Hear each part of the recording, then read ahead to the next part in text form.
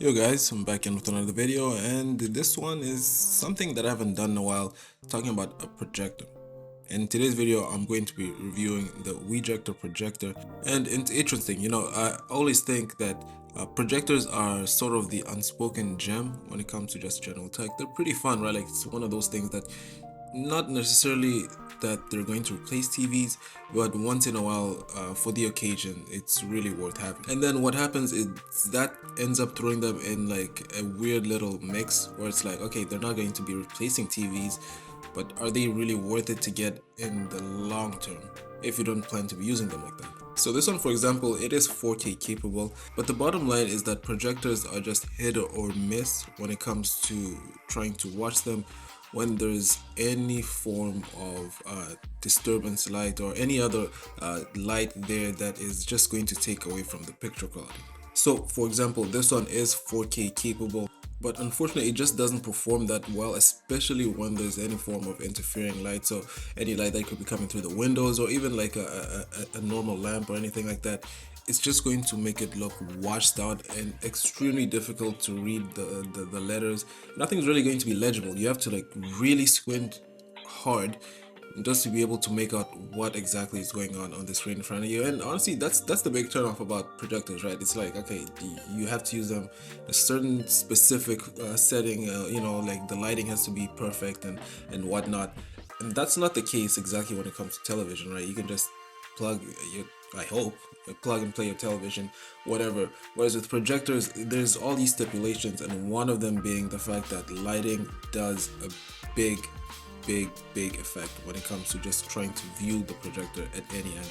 So it is also 5G and Wi-Fi capable, which is interesting because it has its own UI, and honestly, like I think it was pretty cool. Like it has apps that you can download. Like for example, I was able to get the Zone so I could watch the Super Bowl with my friends.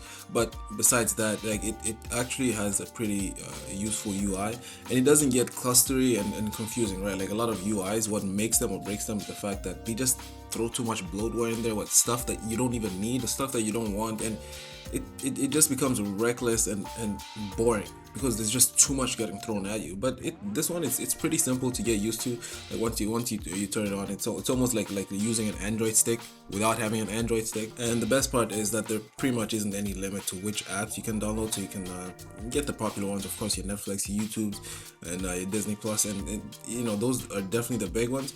But there's no like restrictions, right? Some of these projectors, some of them you get them, and some apps just can't download, or they work like weirdly. There's a funky look to them, where you can tell like, okay, this thing really isn't like authentic, right? But yeah, with this one, you're capable of getting all those apps. But the one thing I have with the UI is like it's pretty slow, and maybe it's not even that, just the UI, just the projector in general. Not like ridiculously slow where it's like broken, but there's some occasional lag where like it'll load for maybe like 1 or 2 seconds. Like you press the app and take a couple seconds just for it to go through.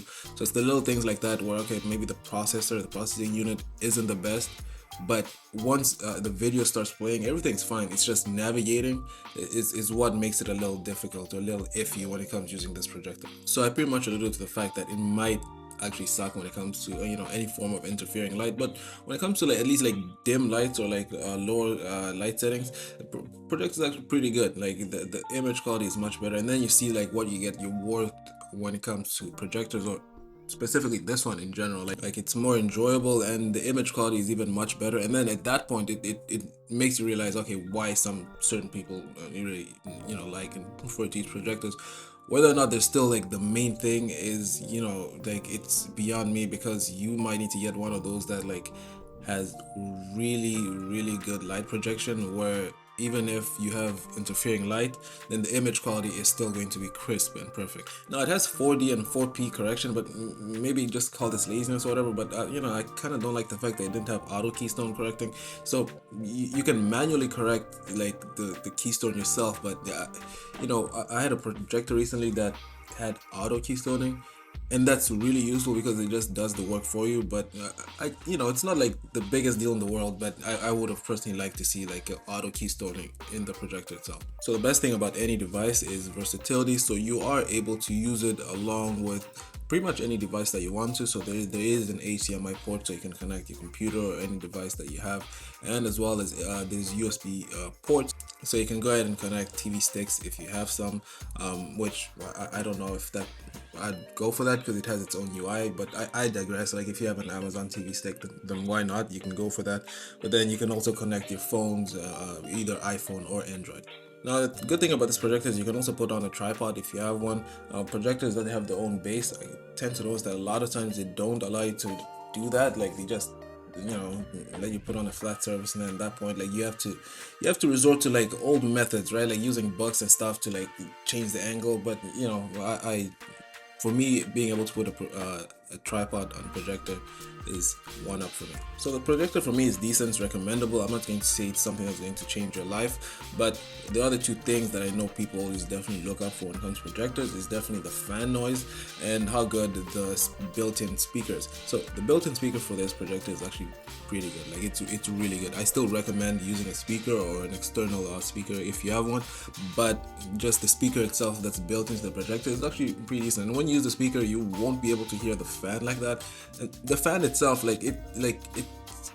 not gonna say it's loud, but it is audible. But it's not going to be anything that it's going to make you regret getting the projector. Seeing another story. Logan goes up.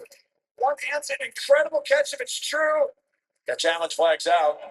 Andy Reid wasn't going to let him try and snap this ball. Like once you get used to it, eventually it's just going to start sounding like white noise, and then at that point, like once you reach that stage, like it's not really going to be bothering you like that. So at the end of the day, I think this is a pretty decent projector. It's good. Like it's not going to be a game changer for if you already have a TV, but it's going to be fun, right? Like if you want to use it for ulterior motives, like if you want a game or you just have a movie night or sports event, then it's good for that. But whether or not it's a replacement for having a television, I'm not gonna go that far. But that's just my opinion. Let me know what you think.